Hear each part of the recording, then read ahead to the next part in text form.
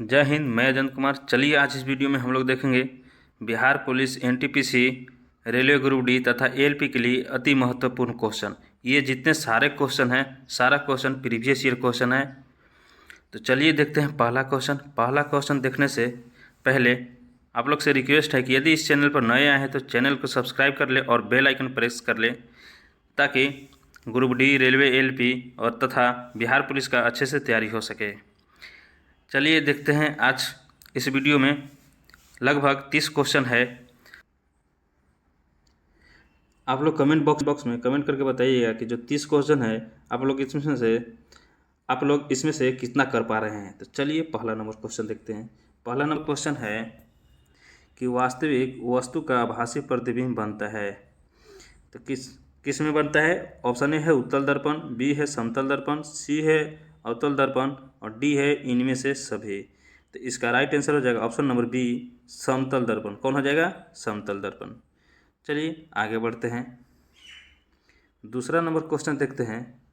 दूसरा number question कह रहा है कि वास्तविक वस्तु का हमेशा सीधा प्रतिबिंब बनाने वाला दर्पण क्या कहलाता है।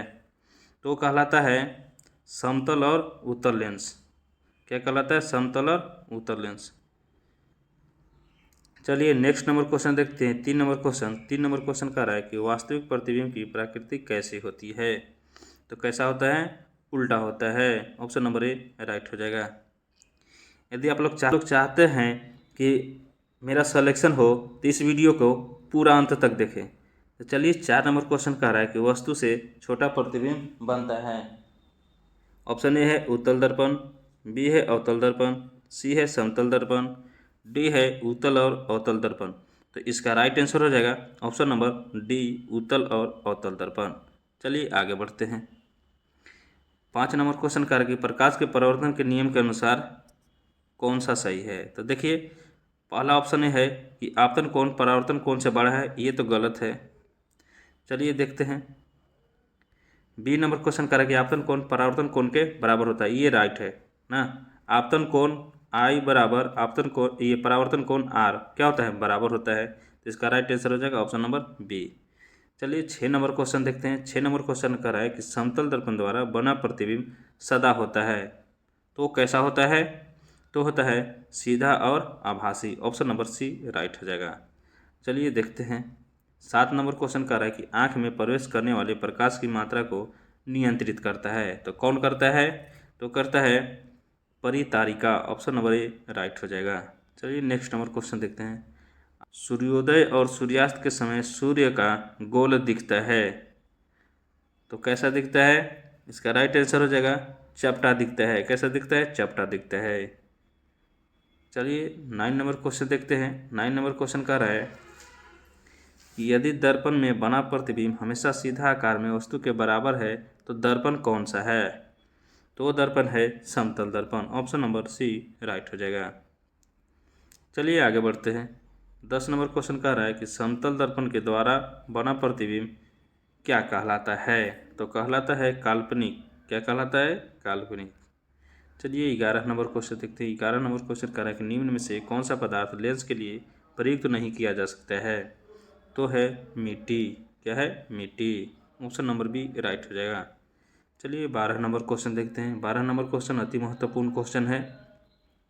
तो चलिए देखते हैं। 12 नंबर क्वेश्चन कह रहा है कि उत्तल लेंस की क्षमता होती है। ऑप्शन ए है ऋणात्मक, बी है धनात्मक, सी है शून्य और डी है अन्य। तो इसका राइट आंसर हो जाएगा ऑप्शन नंबर बी धनात्मक। क्या हो जाएगा? धनात्मक।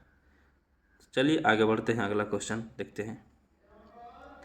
13 नंबर क्वेश्चन कह रहा है कि लेंस की क्षमता का एसआई मात्रक क्या होता है। तो क्या होता है? इसका राइट आंसर हो जाएगा ऑप्शन नंबर सी डायोप्टर। चलिए 14 नंबर क्वेश्चन देखते हैं। 14 नंबर क्वेश्चन कह रहा है कि पानी से भरी बाल्टी की गहराई कम दिखती है, इसका कारण क्या है। ये अति महत्वपूर्ण क्वेश्चन है।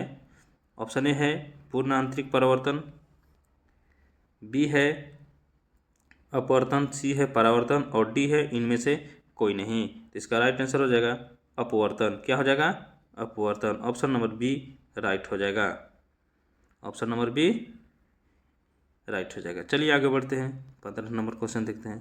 15 नंबर क्वेश्चन कह रहा है कि पानी में डाली हुई छड़ी टेढ़ी दिखती है, इसका कारण क्या है। ऑप्शन ए परावर्तन, बी है अपवर्तन, सी है परावर्तन और अपवर्तन, डी है इनमें से कोई नहीं। तो इसका राइट आंसर हो जाएगा अपवर्तन, ऑप्शन नंबर बी। चलिए आगे बढ़ते हैं। 16 नंबर क्वेश्चन है। इस 16 नंबर क्वेश्चन का रहा है कि दर्पण की चौड़ाई को दर्पण का कहा जाता है। मतलब दर्पण की चौड़ाई है उसको क्या कहा जाता है? तो कहा जाता है उसका द्वारक कहा जाता है। क्या कहा जाता है? द्वारक। ये अति महत्वपूर्ण क्वेश्चन है। पिछले रेलवे ग्रुप डी में एग्जाम में पूछा जा चुका है ये क्वेश्चन।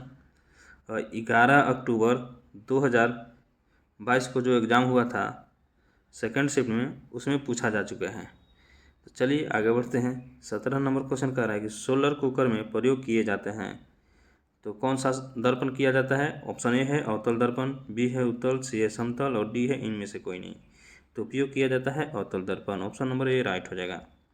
चलिए 18 नंबर क्वेश्चन देखते हैं। 18 नंबर क्वेश्चन कर रहा है कि रोगियों के नाक, कान, गले आदि की जांच के लिए डॉक्टर प्रयोग करते हैं। तो कौन सा लेंस प्रयोग करते हैं? ये तो सभी को पता होना चाहिए। इसका राइट आंसर हो जाएगा ऑप्शन नंबर सी अवतल दर्पण। चलिए आगे बढ़ते हैं। कह रहा है कि हीरा का पूर्णांक होता है, तो कितना होता है इसका? तो इसका राइट आंसर हो जाएगा ऑप्शन नंबर डी 2.42। चलिए आगे बढ़ते हैं। 20 नंबर क्वेश्चन कह रहा है कि मोटर गाड़ी के चालक के सामने लगा रहता है। ये भी सभी को जानकारी होना चाहिए। ए है अवतल दर्पण, बी है समतल दर्पण, सी है उत्तल दर्पण और डी है अनंत। इसका राइट आंसर हो जाएगा उत्तल दर्पण, ऑप्शन नंबर सी। मोटर गाड़ी के चालक के सामने क्या लगा रहता है? उत्तल दर्पण। इसलिए लगा रहता है कि उत्तल दर्पण में, छोटा सा ही दर्पण में कितना भी बड़ा वस्तु हो उसका प्रतिबिंब मतलब वो साफ दिखाई देता है छोटा आकार में। चलिए आगे बढ़ते हैं। 21 नंबर क्वेश्चन कह रहा है कि टॉर्च से किस प्रकार के पुंज की प्राप्त होती है? तो होता है संश्रिप्त प्रकाश पुंज। क्या होता है? संश्रित प्रकाश पुंज, ऑप्शन नंबर बी राइट हो जाएगा। 22 नंबर क्वेश्चन कह रहा है कि सामान्य नेत्र की रेटिना पर बनने वाला प्रतिबिंब कैसा होता है? तो होता है वास्तविक और उल्टा होता है, ऑप्शन नंबर सी राइट हो जाएगा। 23 नंबर क्वेश्चन कह रहा है कि नेत्र लेंस में समायोजन की क्रिया होती है। ऑप्शन ए है आइरिस द्वारा, बी है नेत्र लेंस द्वारा, सी है सिलिरी पेशियों द्वारा और डी है कॉर्निया द्वारा। तो इसका राइट आंसर हो जाएगा सिलिरी पेशियों द्वारा, यानी ऑप्शन नंबर सी राइट हो जाएगा। चलिए 24 नंबर क्वेश्चन देखते हैं। किसी नेत्र का निकट बिंदु क्या होता है? ये भी सभी को पता होना चाहिए। तो इसका राइट आंसर हो जाएगा 25 सेंटीमीटर। कितना हो जाएगा? 25 सेंटीमीटर। 25 नंबर क्वेश्चन कर रहा है कि आँख की पुतली किस प्रकार कार्य करती है? तो कार्य करती है परिवर्तित द्वारक की भांति। क्या करती है? परिवर्तित द्वारक की भांति। 26 नंबर क्वेश्चन कर रहा है कि सामान्य मानव नेत्र का दूरबिंदु होता है, तो कितना होता है?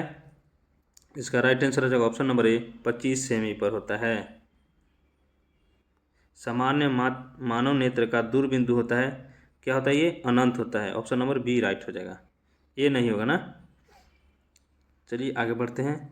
27 नंबर क्वेश्चन कि सिनेमा के पर्दे पर किस प्रकार का प्रतिबिंब बनता है?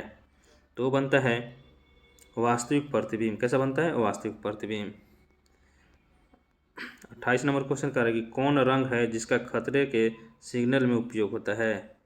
ये तो सभी को पता होगा, ऑप्शन नंबर डी लाल रंग हो जाएगा। चलिए 29 नंबर क्वेश्चन देखते हैं। कह रहा है कि किलोवाट घंटा किसका मात्रक है? तो मात्रक है ऊर्जा का, ऑप्शन नंबर बी राइट हो जाएगा। अब लोग बताइएगा कि शक्ति किसका मात्रक है?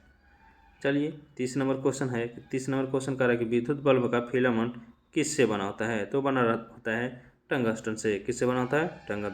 टंगस्टन से। तो आज के लिए इतना ही, फिर मिलेंगे अगले वीडियो में।